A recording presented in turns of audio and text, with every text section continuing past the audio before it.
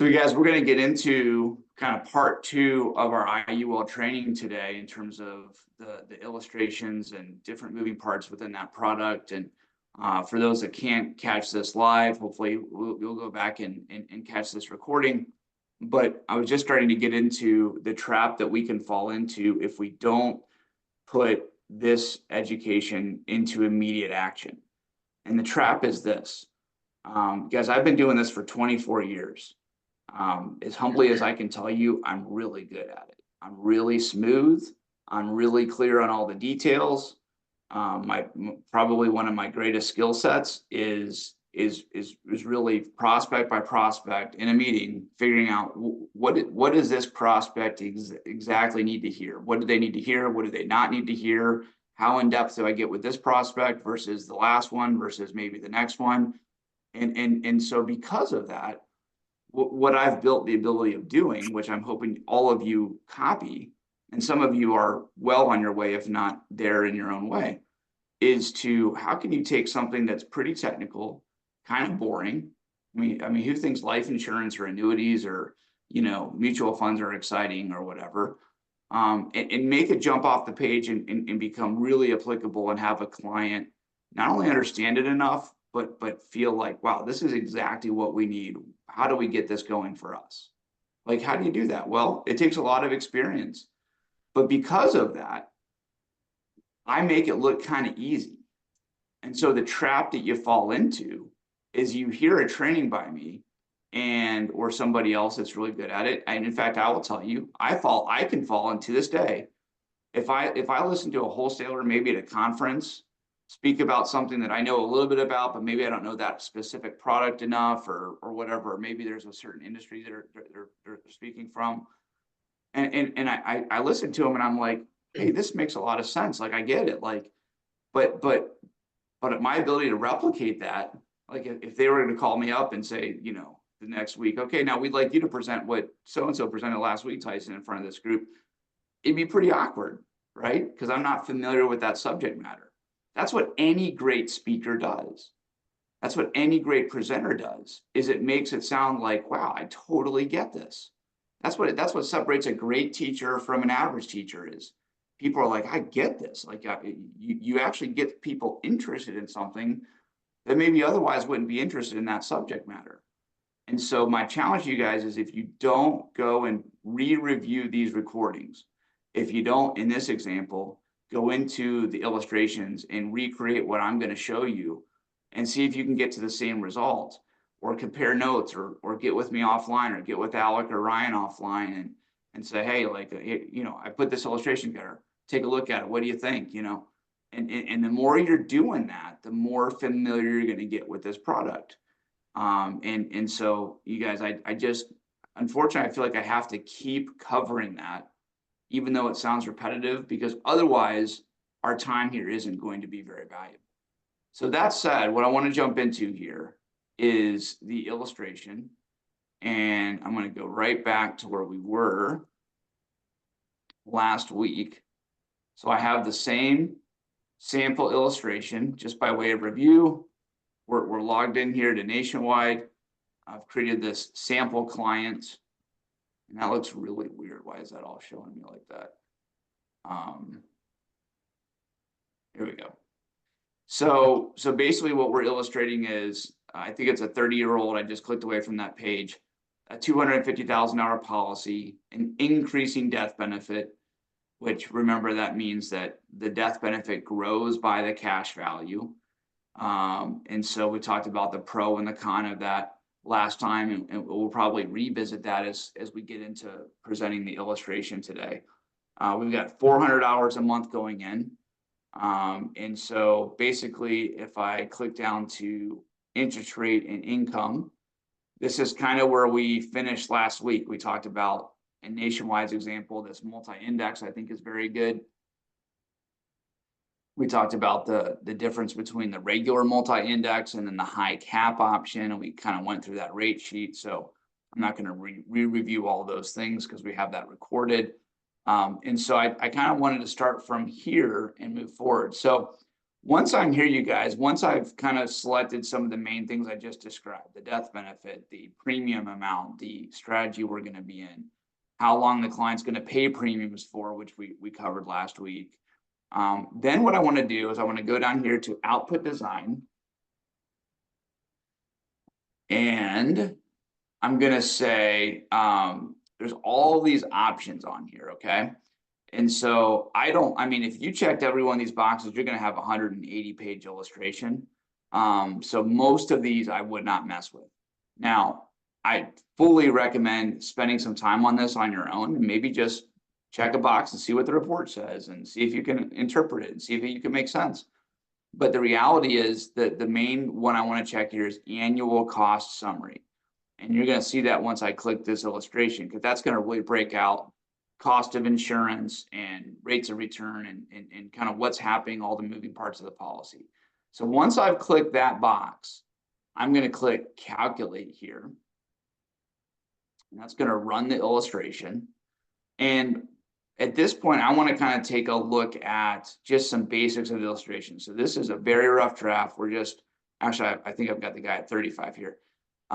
This is a very rough draft. So, you know, I don't have all the little features built in that I'm going to, but I just want to kind of see where I'm at. And it's going to automatically come up to this non-guaranteed tab.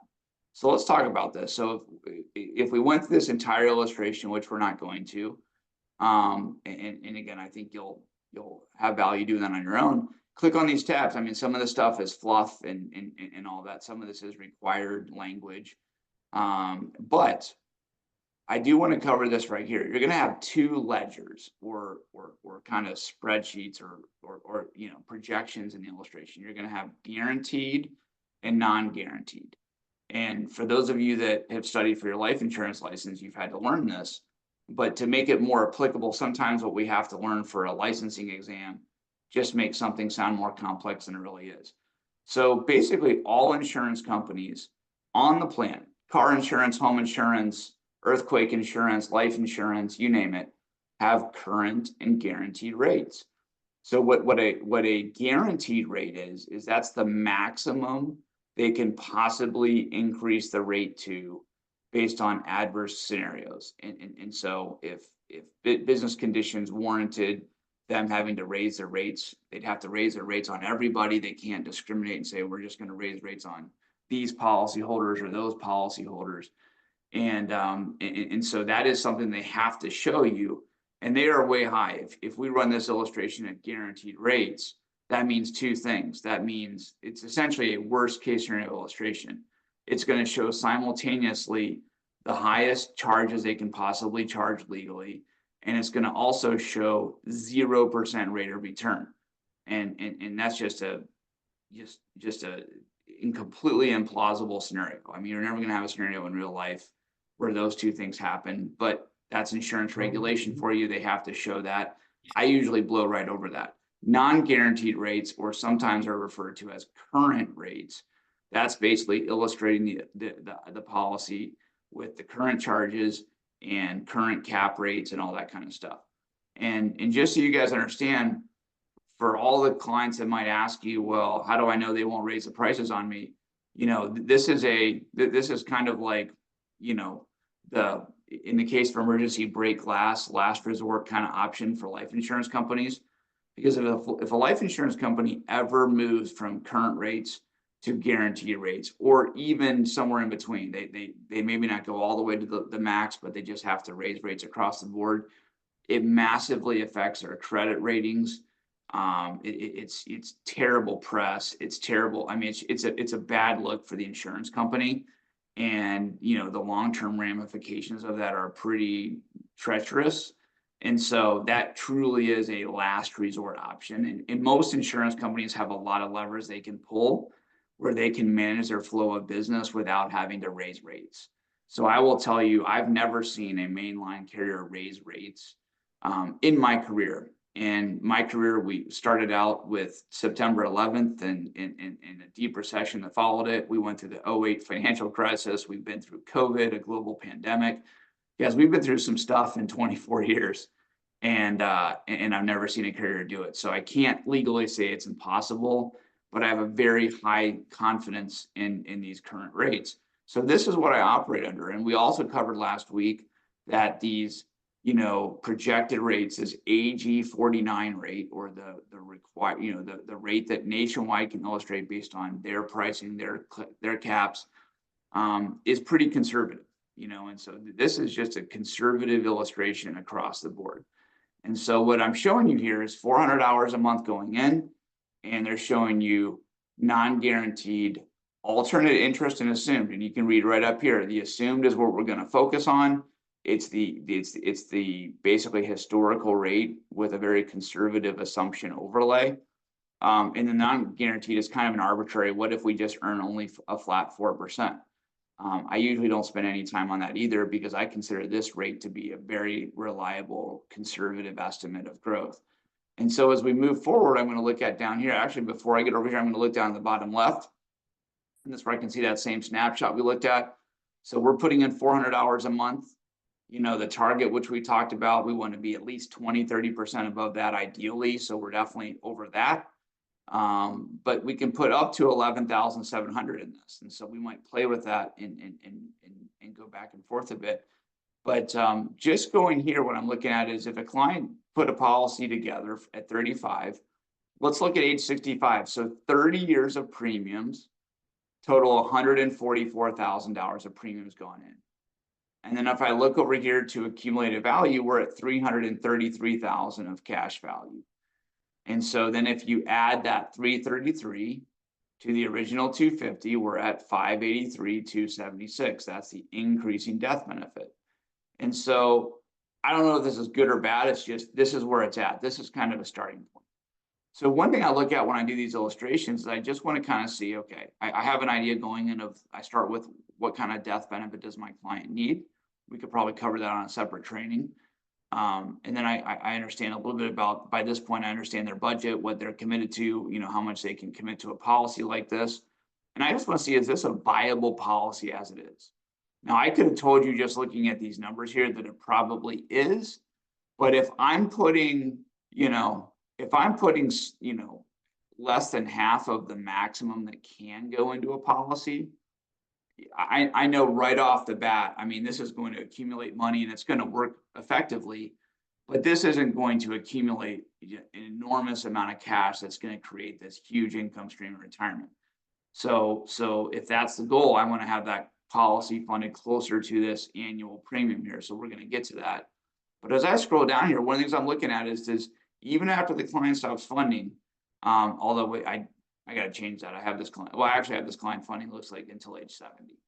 So let's look down here. So he's no longer putting premium in, but the cash value is still growing. So that's the first sign I'm looking for of a well-designed policy, a conservative projection, no further premiums. This client is going to have a paid-up policy the rest of his life. And obviously it's going to keep growing quite a bit. Now, in real life, this probably wouldn't happen because you probably wouldn't have a 75-year-old with $640,000 of tax-free money sitting there that they would never touch. It's plausible depending on what else they have going on, but essentially this is just on autopilot continuing to grow. So we're already on the right track here. Okay, but I want to show you a couple different things. I'm gonna kind of try to stay right on task so we can kind of go back and forth on some columns, because when I'm showing this to a client, I'm constantly going back between two ledgers. I'm showing them the non-guaranteed ledger, and I'm going down here and showing them the annual cost summary. So I love this ledger because this really tells the story. Now we're going to see year by year exactly what's happening in the policy. So starting at year one, $4,800 goes in. There's that initial charge that comes out for the premium expense charge. It's a little higher. Nationwide does that the first year. I believe it's 8% the first year, 6% every year after, for the first, is it 10 years, or they just keep going. There's a $10 a month policy charge. It's always there. And then you have your base cost of insurance. And you'll see this base cost of insurance is dirt cheap because all the profitability and other expenses are built within these charges over here. So I'm sorry, I got on the right page. And you have this base charge here of 601. So this is a flat fee for 10 years. The cost of insurance is even cheaper, $36 for the year. This is just a raw cost with zero markup, zero profitability, because all of the distribution expenses, which is, Nationwide's overhead, it's paying you your commission, it's the lab results, the underwriting, all of that stuff really is built in within this base cost or base cost right here. Different carriers call this a different thing, but you'll see after 10 years, it goes away. It's just a 10-year flat fee.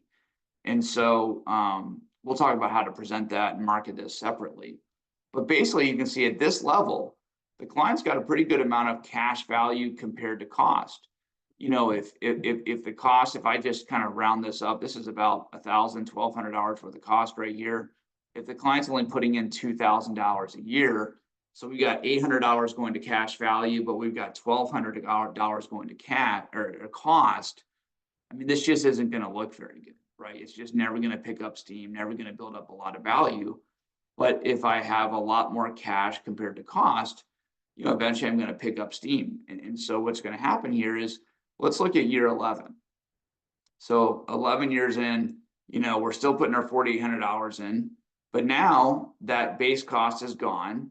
We haven't added any riders or additional benefits to this policy. The cost of insurance is a little higher, but I mean, in the grand scheme of things, it's still ultra low. And we're starting to pick up some serious interest gained in terms of that 6.42% growth. So again, in real life, you're going to have up to 12 or 13% on the upside, or no less than 0 on the downside. And so you're going to have it's not going to look quite like this, but on an average basis is going to get you where you're at. So here we are, we have 57,000 in the net cash value and 307,000 of death benefits. So before I move on from here, any questions on some of these charges or what we've covered up to this point?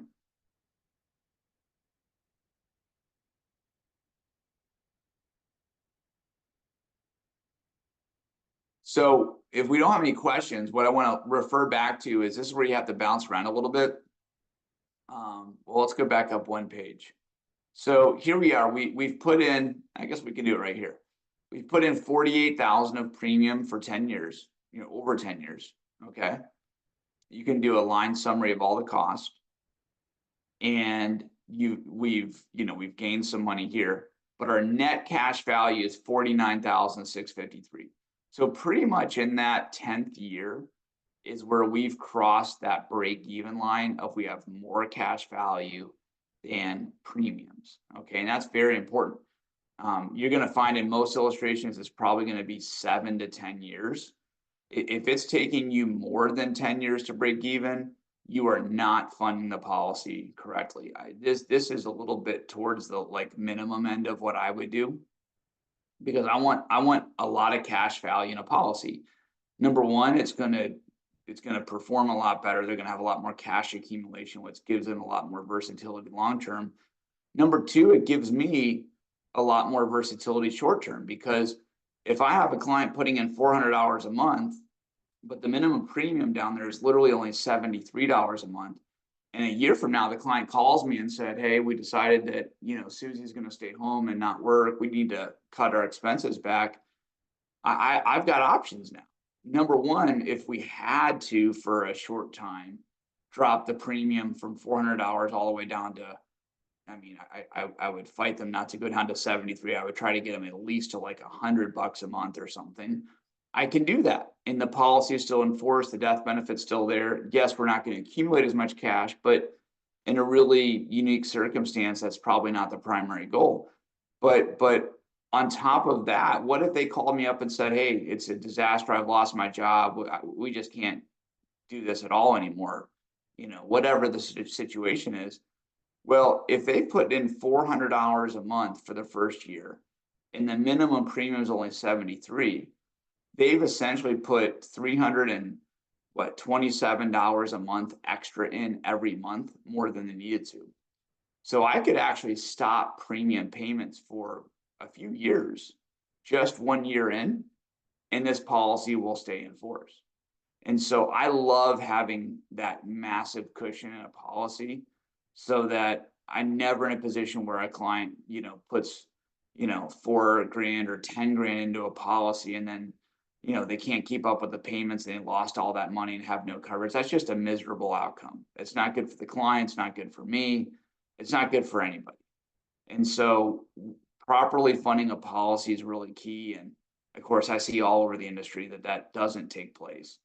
But that's the right way of doing things. And as I tell my kids all the time, they roll their eyes when I say that. I said, guys, there's only one way of doing things. That's the right way. And I just believe that in our business. And that's, I think, one of the reasons I've had a business that is so robust today is that the referrals I've gotten and the clients that have stuck with me for 2 decades now and are going to be with me for decades to come is really valuable. So once we've broken even, now we're off to the races. Now 2 things happen in the second 10 years. That base cost is gone. So now our annual policy internal costs are much less. We have $60,000 in here earning interest. So look at this. We're earning $70,000 of interest by year 20. And 10 years in, we'd only earn $12,000. So that just shows you exponentially how much more money we're making inside the policy in the second 10 years compared to the first 10 years. And you know what's crazy, you guys? I just talked about my business. I mean, I've got a bunch of policies that have been enforced for 15, 18, 20 years now, but I have a ton still in their first 10 years, right? And so, my clients that have had a policy for 12, 14, 18 years, I mean, they're just thrilled. I've got some policies that have just done tremendously well. Variable policies, indexed UL policies, across the board because they've been well funded. The market's broadly been pretty good. And, they're at a point now where their internal costs are really low. And I've done reviews with clients where, they're in their mid 40s now and they've got more kids than they planned on or a bigger house or whatever. And they're like, I think we might need more coverage. And we look at new coverage compared to what they had that we bought 12 years ago. And it just makes like what we did 12 years ago look like the best deal in the history of the world because it was. And so these policies have tremendous value long-term when you set them up correctly and fund them appropriately. And it's going to keep getting better as we go. If you go to the next 10 years after that, 213,000. So, take that off 70,000. So we've exponentially doubled yet again. You've made about 150,000 of gains in that third decade of the policy. And so now this is starting to look like a pretty awesome vehicle, right? The clients put 144,000 in. They've had permanent life insurance coverage. They've taken zero market risk for 30 years. They've never had a down day in their life on this investment in 30 years. They've got 213 grand in there that's liquid and accessible, and they haven't paid a penny in taxes. So if you compare that to a lot of alternatives, it starts getting really, really valuable. Now we're going to make this look a lot better with a few adjustments we're going to make, and that's going to be what I start showing you here. So let's look at this. So notice we talked about this increasing death benefit. So the client's funding this until age 70.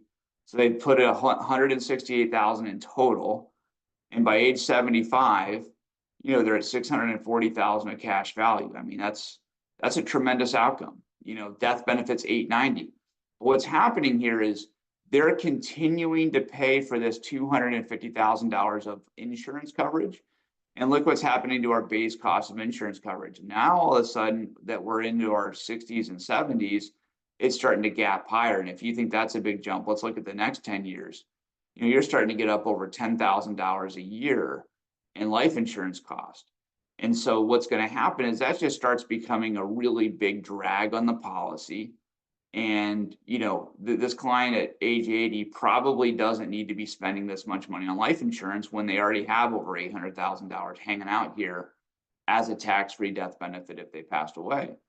So what I typically do with clients, and I've done this in real life with policies that have reached this point, and of course I have a ton that I plan to, is once we kind of hit that point where traditionally they're done funding a policy, and maybe by this point they've got their stuff paid off and kids are out of the house and they don't need no life insurance, but they definitely need maybe less.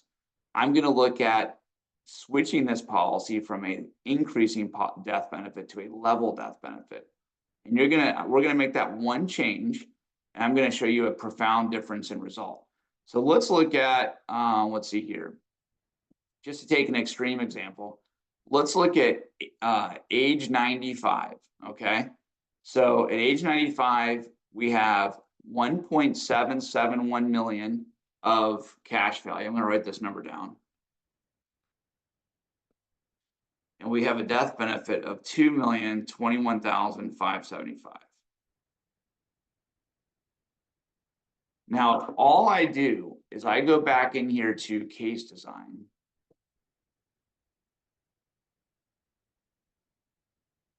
And then I go to face amount and premium. And then I go to death benefit option.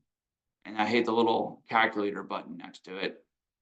Now I'm going to add a line. So now I'm going to say I'm going to increase this until age 70, because that's how long I'm paying premiums. We can touch on that in a moment.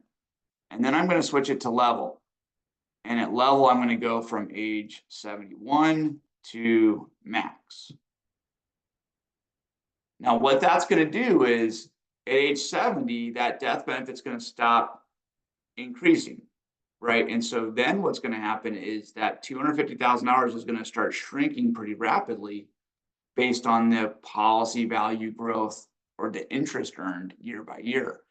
Now, if I go back to reports, or in their software, you can hit calculate. And then I go back to this annual cost summary.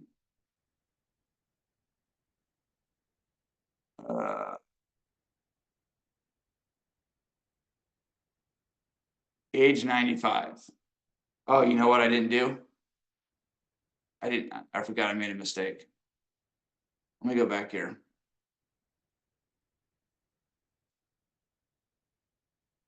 Do it one more time. So I have it in here. When you make a change with Nationwide, you have to click this calculate button, which will automatically make the change and then bring up the illustration. So let's look at the non-guaranteed chart first. Age 95. Here we are. Now we didn't change anything else. The client's not putting in one more penny of premium or anything else. Now the cash value at age 95 is 2.24 million. So their cash value is $450,000 higher. And look at their death benefit, 2.262 million.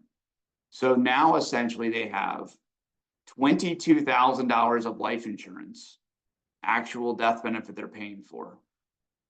So this policy is like 99.4% cash value and 0.6% death benefit.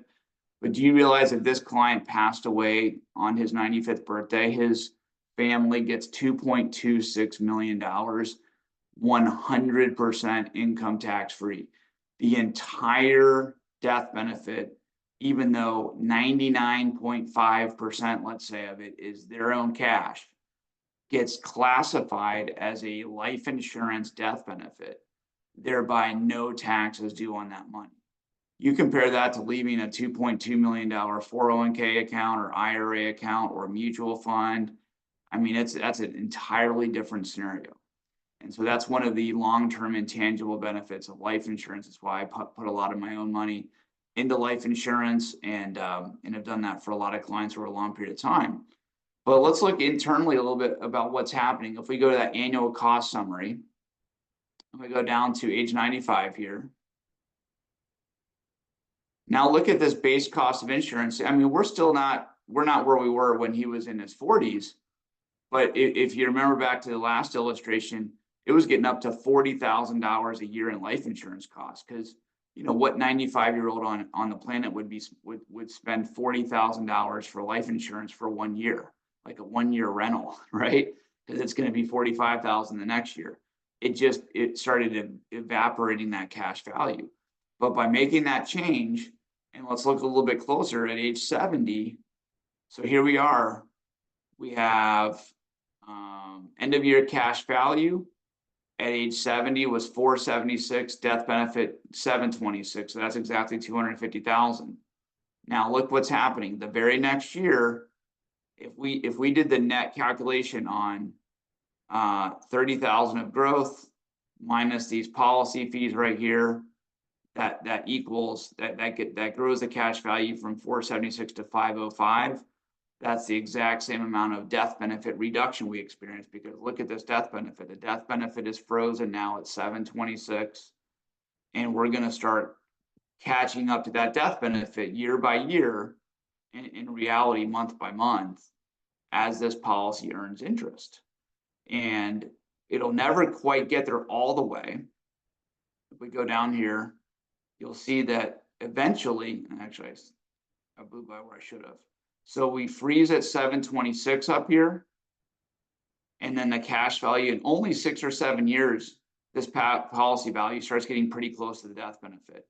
But it'll never catch up all the way, because the IRS says we have to have some layer of life insurance in order to call this a life insurance policy. And there's some complex formulas built in there that, you know, the companies and the software automatically manage for you.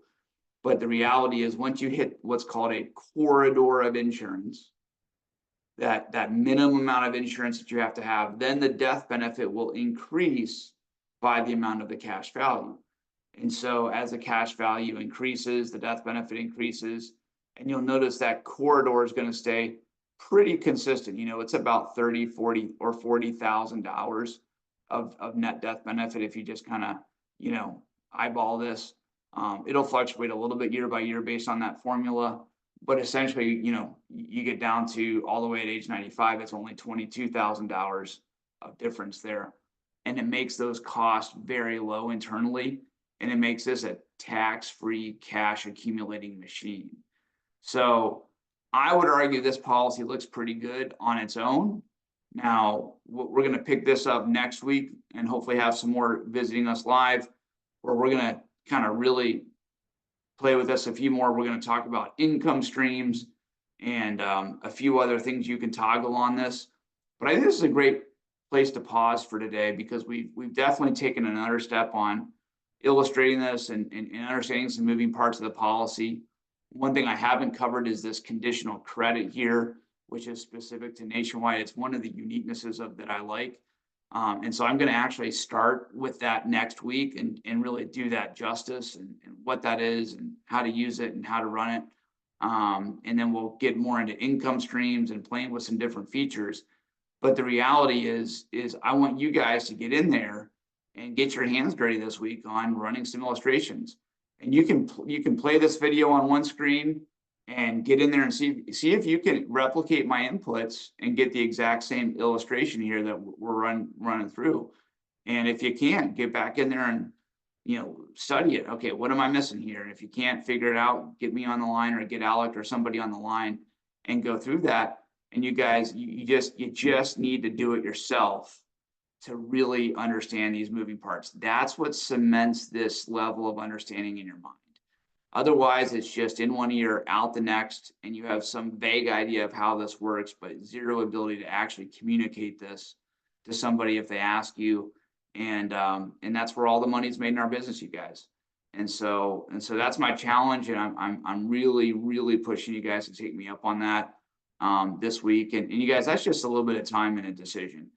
There's nothing uncomfortable. You don't need to call somebody. You don't need to face rejection. You don't need to travel anywhere. You just need to sit down for an hour, get this open. Some of you probably need to get your software, you know, updated and make sure your login and password is up to snuff. And, you know, let's just do the work, you guys. That's the business we're in. And I think that's going to help you then next week get a lot more out of that training, because your base knowledge of this is going to be much more advanced than even it is right now. So with that said, I think that's a good place to pause for today. And we'll pick up next week if you have any questions on what we've covered today, and hopefully finish illustrations on IUL. So appreciate you all, and we'll be talking to you all next Tuesday.